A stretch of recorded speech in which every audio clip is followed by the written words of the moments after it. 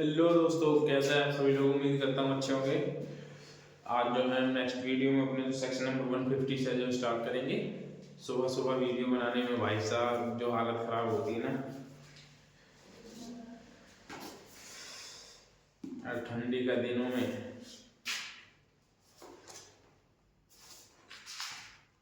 Chapter number 11 पे थे हम।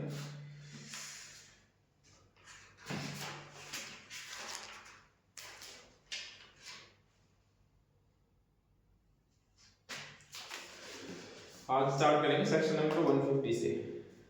आर्म फोर्सेस के बारे में बात करता है, आर्म फोर्सेस की पावर के बारे में बात करता है। जो 149 था वो सिविल फोर्सेस की बात करता था, 150 जो था वो भी आर्म फोर्सेस की बात करता है। लेकिन जो ऑर्डर ऑफ एग्जीक्यूटिव मजिस्ट्रेट का या फिर जो होगा इसका था एग्जीक्यूटिव मजिस्ट्रेट और या फिर गेजेटेड कोई ऑफिसर।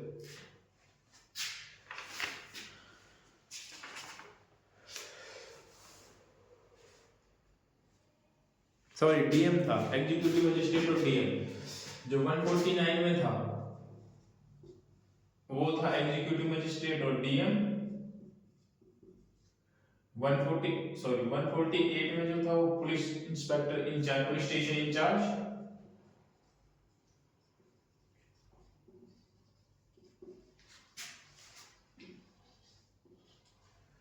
और एग्जीक्यूटिव मजिस्ट्रेट 150 में जो है 150 में कौन होगा? एग्जीक्यूटिव मजिस्ट्रेट और सशस्त्र बल का कोई भी गजेटेड ऑफिसर।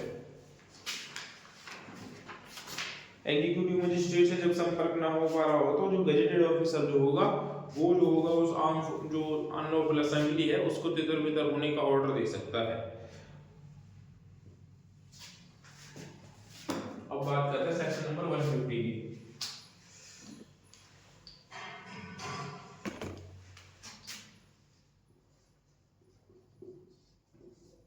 ये क्या कहता है देखो, power to certain arm forces officer to disperse assembly. Arm forces की पावर्स के बारे में बात करता है जब जो है वो जो अनलॉफुल असेंबली है उसको डिस्पर्स तितर बितर करने की जो है पावर्स की बात, शक्ति की बात करता है। ये कहता है when the public security is manifestly engaged by any such assembly or such executive magistrate can be communicated no executive magistrate can be communicated with any commissioned and gazetted officer of the armed forces may disperse any such assembly with the help of the armed forces under his command। तो ये क्या कहता है, जब जो है public की सुरक्षा के लिए कोई संकट, पब्लिक की सुरक्षा के लिए या फिर पब्लिक के ऊपर कोई संकट उत्पन्न हो रहा हो तो जो है, और ऐसी कंडीशन में जो है एग्जीक्यूटिव मजिस्ट्रेट से संपर्क ना हो पा रहा हो तो क्या होगा। ये कहता है कि कोई भी जो है कमीशन और गजेटेड ऑफिसर जो होगा वो जो है अपने आर्म फोर्सेस के थ्रू जो है उस अनलॉफुल असेंबली को डिस्पर्स कर सकता है जो उसके अंडर में आते हैं। ठीक है, कौन कर सकता है इसमें? Gazetted officer. गजेटेड ऑफिसर जो होगा वो करेगा, लेकिन जो है कब कर सकता है? जब एग्जीक्यूटिव मजिस्ट्रेट से संपर्क ना हो पा रहा हो। कब कर सकता है? No executive magistrate can be communicated. जब जो है संपर्क ना हो पा रहा हो एग्जीक्यूटिव मजिस्ट्रेट से तो क्या होगा, वो जो होगा गजेटेड ऑफिसर जो होगा, आर्म फोर्सेस का मेंबर जो होगा, सदस्य जो होगा, हाई रैंक का जो भी मेंबर होगा वहां पे, जो भी ऑफिसर होगा, जो भी ऑफिसर होगा वो क्या करेगा, उस जो अनलॉफुल असेंबली है उसको तितर बितर करने का, डिस्पर्स करने का ऑर्डर दे सकता है, वो उसको कर सकता है।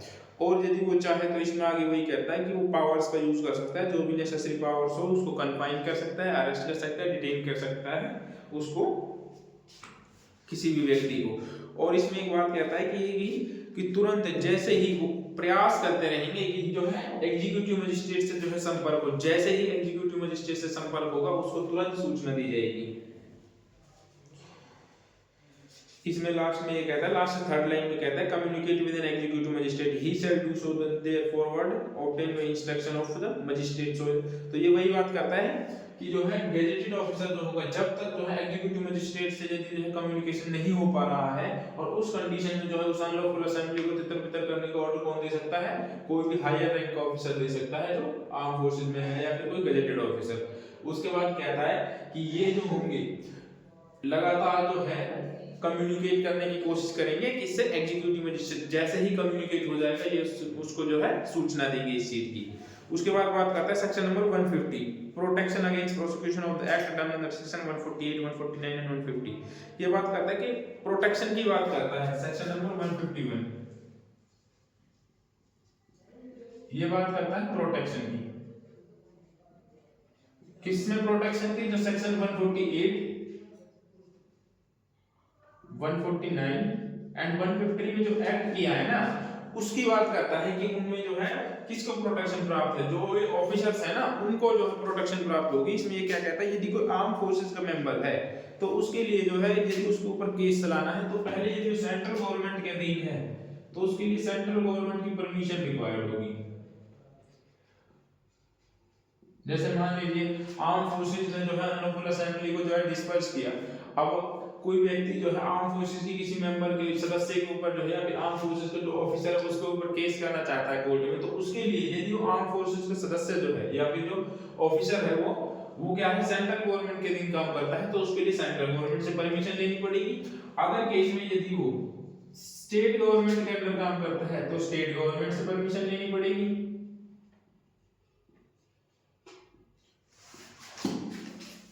इसका ए और बी यही कहते हैं।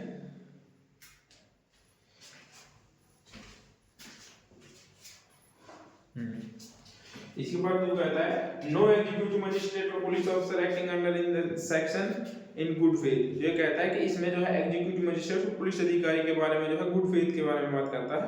No person doing any act within the good faith comply with the requisition 148 और 149 जो एक्ट किया है उसके बारे में, मतलब जिन्होंने कोई भी एग्जीक्यूटिव मजिस्ट्रेट या पुलिस ऑफिसर इंचार्ज जिन्होंने गुड फेथ में कोई एक्ट किया है तो उनके खिलाफ नहीं की जाएगी कोई कार्रवाई, जो है आर्म फोर्सेस के किसी मेंबर के खिलाफ भी नहीं की जाएगी। तो ये कहता है सेक्शन नंबर 150, ये सिर्फ जो है प्रोटेक्शन के बारे में बात करता है, इनकी जो प्रोटेक्शन होगी। उसके बाद बात आती है पब्लिक न्यूसेंसेस, लोक न्यूसेंस, पब्लिक न्यूसेंस भी बोल देते हैं इसको। पब्लिक न्यूसेंस इसको बोलते हैं हम कंडीशनल ऑर्डर, सेक्शन नंबर 152 में जो है ये बहुत इंपॉर्टेंट है, इसमें से पूछ लेते हैं कभी ना कभी कुछ ना कुछ। सेक्शन नंबर 152 इसको बोलते हैं कंडीशनल ऑर्डर भी बोल सकते हैं इसका।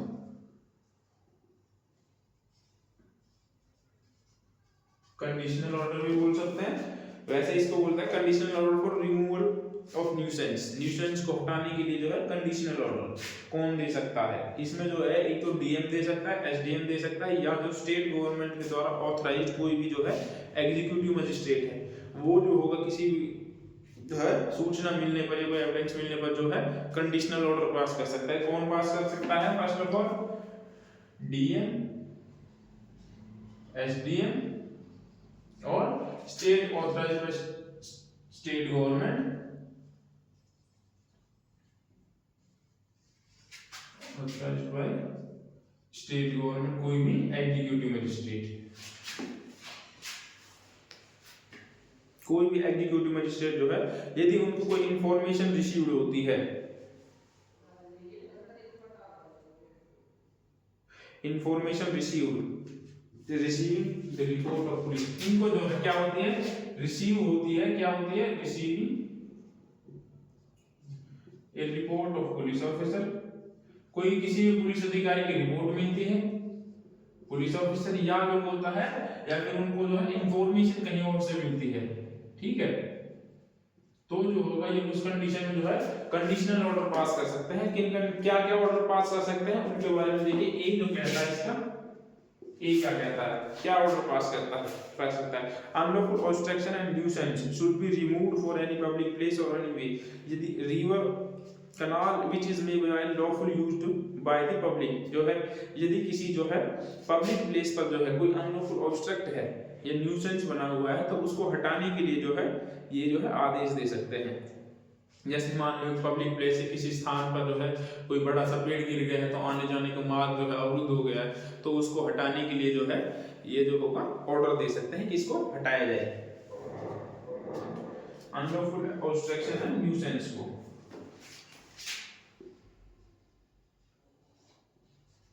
Unlawful obstruction and nuisance open है ना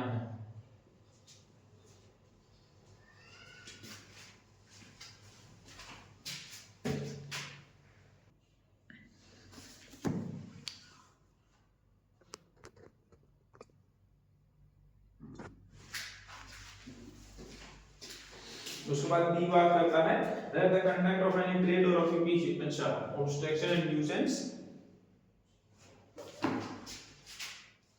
should be removed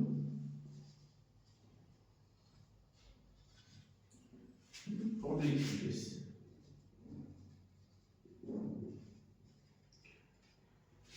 बी क्या कहता है इसका,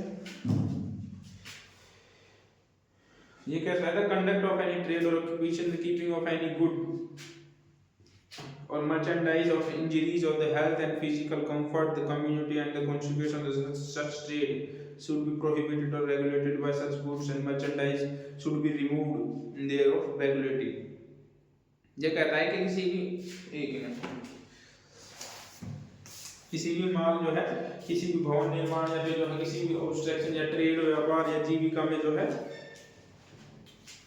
व्यवधान उत्पन्न हो रहा है या कोई जो है ये आग वगैरह कहीं पर लगी हुई है, विस्फोटक वगैरह है, नहीं ये आग वगैरह का तो तीसरा में है, ये क्या कहता है व्यापार उपजीविका, हाँ ये क्या कहता है किसी व्यापार या उपजीविका के द्वारा जो है किसी ने कोई ऐसी वस्तु रख रखी है जिससे जो है औरों को कोई संकट हो सकता है तो उसको हटाने के लिए जो है पब्लिक हेल्थ एंड सेफ्टी के लिए जो है ये ऑर्डर दे सकते हैं उसको हटाने के लिए बी में। तो उसके बाद थर्ड कहता है that the construction of any building or disposal of any substance unlikely to the occasion or explosion should be prevented or stopped। यदि जो है किसी कोई कंस्ट्रक्शन हो रही है या किसी बिल्डिंग की कंस्ट्रक्शन हो रही है, ठीक है, या किसी पदार्थ का जो है उसका यूज हो रहा है, डिस्पोजल ऑफ एनी सब्सटेंस जो है जो कि क्या है अग्निकांड या विस्फोट हो जाए जिसमें, तो है उसको रोकने का जो है ऑर्डर दे सकता है। मतलब कोई ऐसा काम हो रहा है जिसमें जो है कोई आग लग सकती है बहुत तेज या फिर जो है विस्फोट हो सकता है, किसी केमिकल वगैरह को डिस्पोज किया जा रहा हो तो जो है उसको रोकने का जो है ऑर्डर दे सकता है, ये कहता है थर्ड। उसके बाद फोर्थ कहता है that any building, tank and structure of tree of a such conditions that are likely to fall in their cause of injury to person living the caring of business of the neighborhood or passing by and the such contribution remove repairs support of such building tank। यदि कोई जो है building वगैरह बनी हुई है और जो वो जर्जर हालत में है तो उनको रिपेयर करने के लिए भी जो है ऑर्डर दे सकता है वो। उसके बाद 5 कहता है any tank well excavation adjacent to any such way of the public place should be fenced in such manner to prevent dangers arising in the public। यदि जो है किसी में जो है तालाब हुए या फिर जो है ये बनी हुई है तो इनको जो है वो बाढ़ करने का जो है ऑर्डर दे सकता है वो, ताकि जो है कोई लोग उसमें गिर ना जाए या फिर किसी भी कंडीशन कोई डेंजरस है, मतलब कोई तालाब या कुआं बना हुआ है बीच प्लेस पे जो है कहीं भी है तो उसको बाढ़ करने का ऑर्डर दे सकते हैं। बाढ़ मतलब जो फेंसिंग होती है चारों तरफ वो। और any dangerous animal should be destroyed conferment other disposal, या क्या है भयानक जीव जंतु को नष्ट या प्रतिरोध या उसका व्यवन किया जाना चाहिए। तो इसके बारे में बात करता है, ज्यादा कुछ नहीं याद रखना बस, मतलब कि जो भी पब्लिक सेफ्टी में जो भी दिक्कत आती है, मतलब सड़क वगैरह पे नदी वगैरह पे आम जन को दिक्कत आ रही है जिसमें, या फिर कोई जैसे कि प्रदूषण वगैरह कोई कर रहा है या फिर कोई ऐसा एक्ट कर रहा है जिससे जो कोई विस्फोट हो सकता है, तो उनको जो है कोई कंस्ट्रक्शन कर रहा है, बिल्डिंग कंस्ट्रक्ट कर रहा है और उसके गिरने का डर है या फिर जो या फिर वो प्रदूषण बहुत ज्यादा कर रहा है, धूल मिट्टी बहुत ज्यादा हो रही है, तो उसको भी स्टॉप करने का ऑर्डर दे सकते हैं। क्यों? क्योंकि पब्लिक डिस्टर्बेंस हो रहा है, पब्लिक जो है डिस्टर्ब हो रही है उससे। तो ये है कंडीशनल ऑर्डर जो है ऐसी स्थिति में जो है उसको हटाने के लिए जो है पास कर सकते हैं, इन चीजों के लिए जो है ऑर्डर पास कर सकते हैं।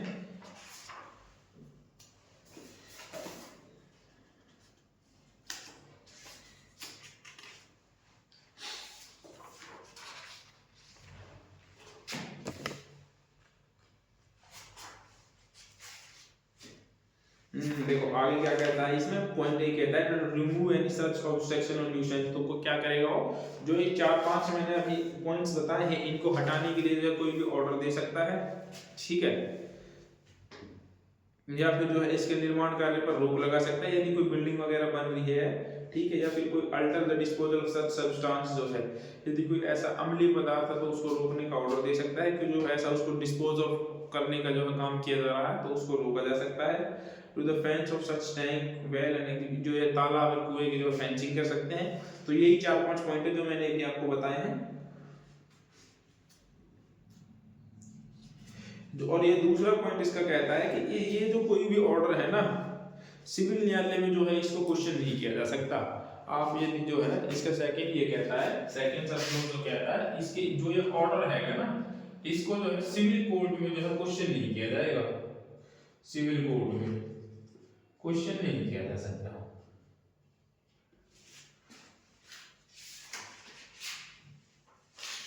पब्लिक प्लेस में क्या क्या है, देखो ये पब्लिक प्लेस में बताता है क्या क्या है। Public place including property belonging to the state, जो स्टेट की प्रॉपर्टी है उसको भी जो है पब्लिक प्रॉपर्टी कहते हैं। Camping grounds and grounds left unoccupied for sanitary और रिक्रिएटिव पर्पस, आमोद प्रमोद के प्रयोजन के लिए खाली छोड़ी हुई जो जगह है सैनिटरी वगैरह के लिए, तो देखो कैंपिंग ग्राउंड्स होते हैं, जो आपने देखा होगा जो कैंपिंग ग्राउंड्स होते हैं जो पहाड़ी एरिया में ज्यादातर होते हैं, उनको भी जो है ये पब्लिक जो है प्लेस माना गया है। जो पब्लिक कैंपिंग ग्राउंड होता है ना, जहाँ पे पब्लिक जो है अभी जैसे कि पब्लिक जो है अपना कैंपिंग करके रहती है, जहाँ पे आपने देखा होगा किसी पिकनिक प्लेस पर जो है या फिर किसी जहाँ घूमने जाते हैं वहाँ पर पब्लिक जो है अपने कैंप बना करके रहती है वहीं पे, तो उसको भी जो है पब्लिक प्लेस बोला गया है। यहाँ पे उस प्लेसेस की बात करता है।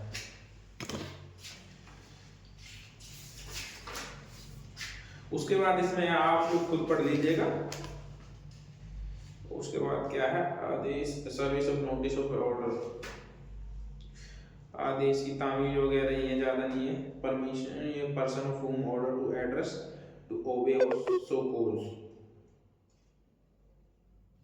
हाँ तो 154 ये कहता है कि जिस व्यक्ति को जो है वो ऑर्डर दिया गया है ना, या तो उसका वो रीजन बताए या फिर उसका जो है वो पालन करे। तो ये बताता है सेक्शन नंबर 154, जो उसको ऑर्डर दिया गया है कि जैसे मान लो किसी ने जो है पब्लिक प्लेस पर ही जो है पब्लिक सड़क पर ही जो उसको बाधित किया हुआ है, तो उसको ऑर्डर दे दिया जाएगा कि आप इसको हटाओ, या फिर जो है इसका रीजन बताओ कि क्यों आपने ऐसा किया है। उसके बाद 154 जो यदि जो है penalty and failure of comply section 154, जो 154 में जो ऑर्डर देने के बाद भी जो है यदि उसको नहीं हटाता तो उसके पेनल्टी की बात करता है। पेनल्टी जो होगी वो section 223 of BNS 2023 in the sale order to be made absolute, जो तो उसको जो है 223 में जो बीएनएस का है उसकी पनिशमेंट दी जाएगी।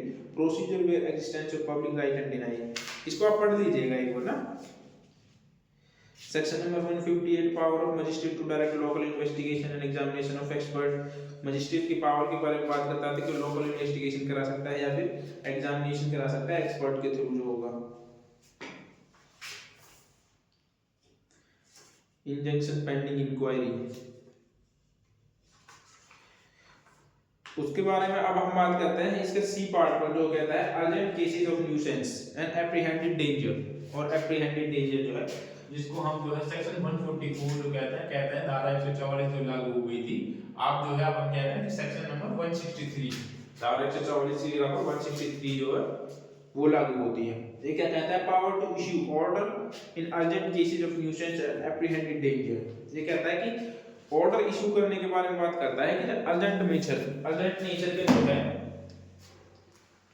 Power to issue order of urgent cases जो है न्यूसेंस के, या फिर कोई डेंजर्स है अर्जेंट में तो उसके लिए हटाने का, या फिर उसके लिए जो है ऑर्डर जो है इशू करने की बात करता है कि कौन इशू कर सकता है।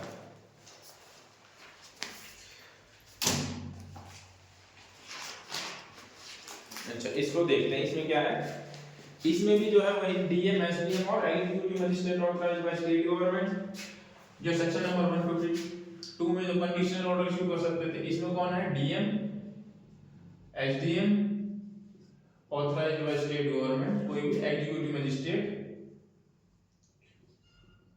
Authorised by state government.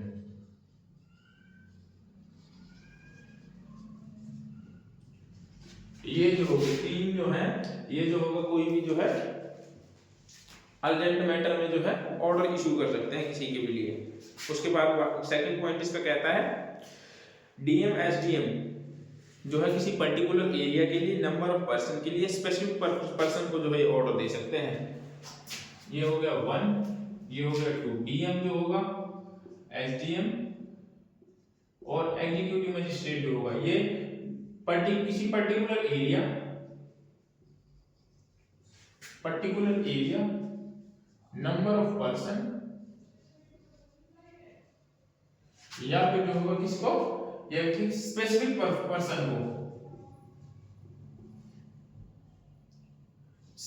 Person को जो है ऑर्डर इशू कर सकते हैं अर्जेंट नेचर के लिए। अब क्या कर सकते हैं, जैसे मान लो किसी में जो है कहीं पे जो है दंगे हो रहे हैं, तो क्या करेगा, किसी डिस्ट्रिक्ट में जो कुछ ज्यादा बड़े डिस्ट्रिक्ट है तो क्या करेगा, जिस एरिया में दंगे है उसको जो है वहां पर जो है 163 को लागू कर देगा, वहां पर 144 को लागू कर देगा।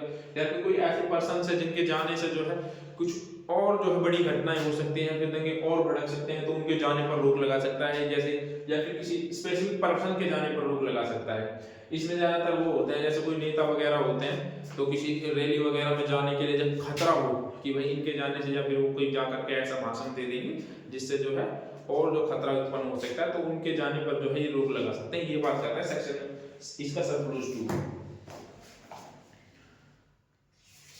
या फिर जिससे इनके जाने से जो ह्यूमन लाइफ डेंजर्स में पड़ जाएगी यदि ऐसा काम करने से, तो ये उसकी बात करता है, इन पर जो है रोक लगा सकते हैं।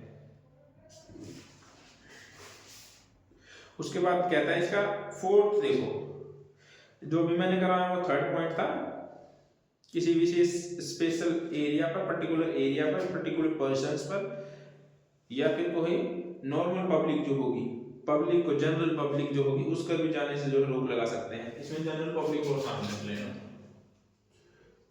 General public. उसके बाद बात करते हैं सेक्शन नंबर इसका सब क्लोज 4 कहता है कि ये जो होगा ये 2 महीने तक के लिए ही जो होगा, ये ऐसा कोई भी ऑर्डर देता है 163 जो होगी वो 2 महीने तक ही एनफोर्स रहेगी। 163 कितने टाइम तक, 2 मंथ तक। अगर इसको आगे करना है ना, तो उसके लिए स्टेट गवर्नमेंट की जो होगी प्रोविजन कहता है कि स्टेट गवर्नमेंट जो होगी इसको 6 महीने तक आगे बढ़ा सकती है। State government provision, state government जो होगी इसको 6 मंथ तक एक्सटेंड कर सकती है, एक्सटेंड कर सकती है।